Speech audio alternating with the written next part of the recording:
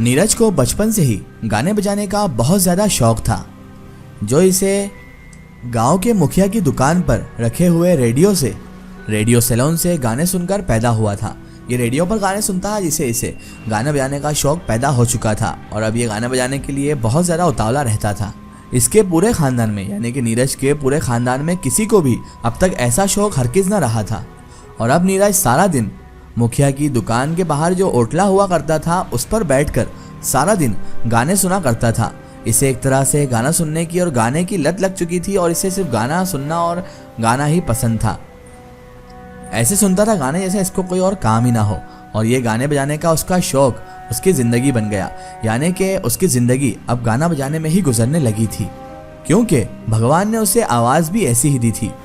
उसकी आवाज़ इतनी मीठी और इतनी मधुर थी कि सुनने वाला उससे मुतासिर हो जाया करता था, उसका दीवाना हो जाया करता था। और वो इस तरह से इस लहजे में गाता था कि हर कोई उसका दीवाना था। और गांव में होने वाली शादी ब्याह की महफिल में वो अपना शौक पूरा करता था और वहाँ पर वो गाने गाता था और दाद भी वसूल करता, और लोग उसे पैसे देकर नवाजते भी थे। वो गाना गाता और इस तरह से गाता कि लोग उसके दीवाने तो थे ही साथ लोग उसे पैसे भी देते। इस तरह उसका बचपन और लड़कपन गाना गाने बजाने में ही गुजरता गया। और वो मौसीकी की तो पूजा किया करता था, क्योंकि नीरज के पास ना कोई इल्म था और ना ही कोई दूसरा हुनर सिवाय गाने बजाने के। और उसकी पूरी ज़िंदगी में अगर नीरज कोई काम जानता था तो वो थी मौसीकी, यानी कि गाना बजाना, जो कि वो फ़िलहाल कर ही रहा था। उसके बाद नीरज ने अमली ज़िंदगी में कदम रखा और उसके बाद मौसीकी यानी कि गाना बजाने को ही अपना प्रोफेशन, अपना कामकाज, अपना ज़रिया माश बना लिया। उसने अपने ही जैसे 3 लोगों को, यानी कि 3 ऐसे लोग जो गाना बजाना अच्छी तरह से जानते हैं, उन्हें अपने साथ मिलाया और अब वो गांव के बाहर भी महफिलें सजाने लगा और महफिलों में जाने लगा और वहाँ पर गाना गाकर दात और पैसे दोनों लूटने लगा। किस्मत उसका भरपूर साथ दे रही थी और किस्मत ने उसका इस तरह से साथ दिया कि जल्द ही वो और उसके वो 3 दोस्त पूरे इलाकों में मशहूर हो गए कि इनके ऐसा गाना बजाना पूरे इलाके में कोई नहीं करता है और ये महफिल को सजा दिया करते हैं। और अब नीरज की शोहरत दूर के इलाकों और कस्बों में भी फैल चुकी थी। कस्बे के लोग उसे बुलाने के लिए तरस रहे थे और उसे बुलाने के लिए बुकिंग्स भी होने लगी थी। और उसके इसी शौक ने और उसकी इसी शोहरत ने उसे एक हसीन साथी भी अता कर दिया, जो उसका बाद में जीवन साथी भी बन गया। जी हाँ, मालिनी, जिसका नाम था मालिनी। मालिनी को मौसीकी का यानी कि गाना बजाने का बहुत ज़्यादा शौक था और वो हुस्न में भी कमाल रखती थी, यानी कि वो बेहद हसीन और बेहद खूबसूरत लड़की थी, जो कि अब नीरज की हो चुकी थी। उसके बाद नीरज और मालिनी की शादी भी कर दी गई। इन दोनों में यानी कि नीरज और मालिनी में बहुत ज़्यादा मोहब्बत थी और इनकी जोड़ी भी लाखों में एक थी। साथ में दोनों बहुत ही सुंदर और बहुत ही अच्छे लगते थे। मगर एक बात ज़रूर थी कि कुदरत ने उनको औलाद की नेमत से अभी भी महरूम रख रखा था। उन दिनों की बात है जब इन दोनों को औलाद की बड़ी ही ख्वाहिश थी और दोनों औलाद के लिए तरस रहे थे, नीरज और मालिनी दोनों। मगर औलाद का ना होना ही उनकी ज़िंदगी का एक तारीख पहलू था। वो दोनों अपनी ज़िंदगी में ना जाने कितनी बार भगवान के मंदिर गए, उनके सामने गए, माथे टिकाए और माथा टिकाकर घुटनों के बल आए, घुटनों पे केवल रोते रहे। और उन दोनों ने वहाँ पर इतने आंसू बहाए कि उनकी आंखें तक खुश्क हो गई। मगर इनकी इन प्रतीक्षाओं का और इन प्रयत्नों का भगवान पर बिल्कुल भी असर नहीं हुआ और उसकी मान मुराद यानी कि नीरज और मालिनी दोनों की मान मुराद अब तक पूरी नहीं हुई थी। फिर एक दिन नीरज को अपनी बेबसी और भगवान की बेहसी पर बेहद गुस्सा आया और उसने गुस्से में अहद भी कर लिया कि आज के बाद वो किसी मंदिर नहीं जाएगा और भगवान से कुछ भी नहीं मांगेगा, भगवान के सामने मत्था भी नहीं टेकेगा। मंदिर से निकलते वक्त उसने सबसे बड़ी जो मूर्त थी भगवान की, उसे निहायत नफरत से देखा और फिर वहाँ से गुस्सा करके वहाँ से बाहर निकल आया। एक शादी की महफिल में उसे बुक किया गया था, जहाँ पर जाकर उसे अपनी परफॉर्मेंस देनी थी, अपना मुजाहिदा करना था अपने फ़न का, यानी कि उसे वहाँ पर जाकर गाने का शो करना था। तकरीब शहर में थी और उस रोज़ वो अकेला ही था और जब वो अकेला वहाँ से रवाना हुआ तो रात हो चुकी थी। उस वक्त रात का वक्त था और वो अकेला उस शहर से अपने गांव आ रहा था। उस वक्त सर्दी का मौसम था और ठंडी और बर्फानी हवाएं भी चल रही थी। सर्दी थी जो बहुत ज़्यादा उरूज पर थी और उस ज़माने में जदीद सवारियों का रिवाज रहा करता था और इसके अलावा ना ही शहर में कोई इस किस्म की सवारी हुआ करती थी। और फिर नीरज को अपने गांव आने के लिए शहर से तांगे में ही सफ़र करना पड़ा।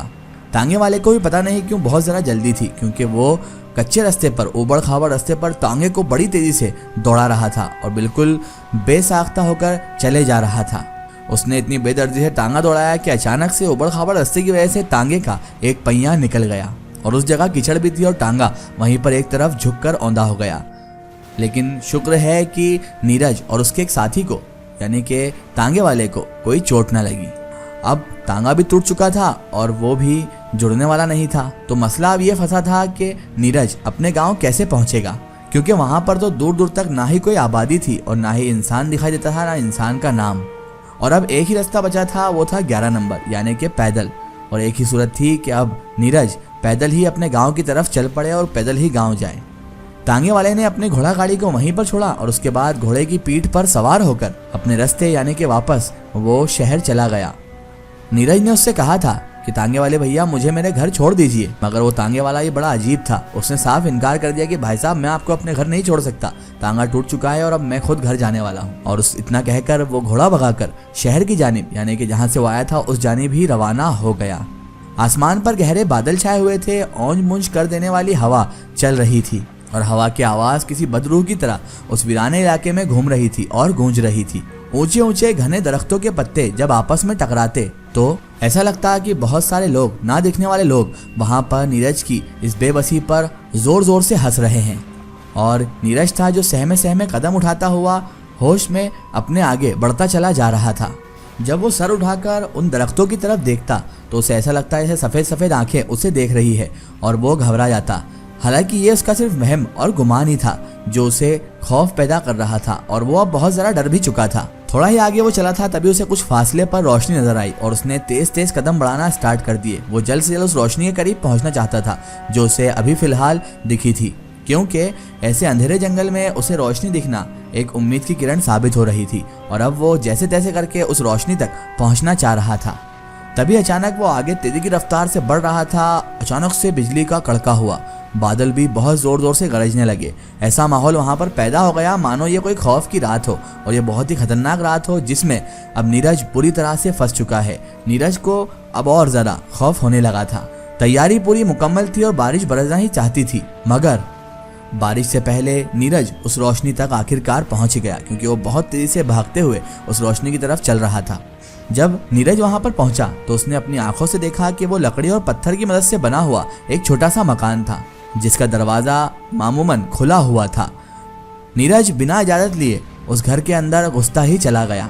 तभी उसकी नजरें उस मकान की जानिब एक तरफ उठी और फिर शर्म से अपने आप ही झुक गई, क्योंकि उसकी नजर जिस तरफ पड़ी थी, जिस कोने में पड़ी थी, तो उसके बिल्कुल ठीक सामने एक औरत चादर ओढ़े हुए बिस्तर पर यानी चारपाई पर पड़ी हुई थी और उस औरत की उम्र तकरीबन 40 साल से ज्यादा थी। मगर ताज्जुब की बात यह थी कि उसमें फिर भी नस्वानी कशिश बाकी थी, यानी कि एक कशिश उस 40 साल उम्र की औरत की मुंह पर भी थी। नीरज की उम्र उस औरत से काफ़ी कम थी और इन दोनों की उम्र में तकरीबन 10-12 साल का फासला था। मगर उस औरत को तन्हा और इस हालत में देखकर नीरज बहकने लगा। रात के अंधेरे में एक तन्हा घर, वो भी खुला हुआ, और सामने एक औरत लेटी हुई, शबाब और तन्हाई और सुनसानी, और इधर नीरज की जमानी का बेखुदा समंदर। और अब नीरज बेकाबू हो चुका था। इसका एक स्टोरी हम देखेंगे इसके अगले पार्ट में।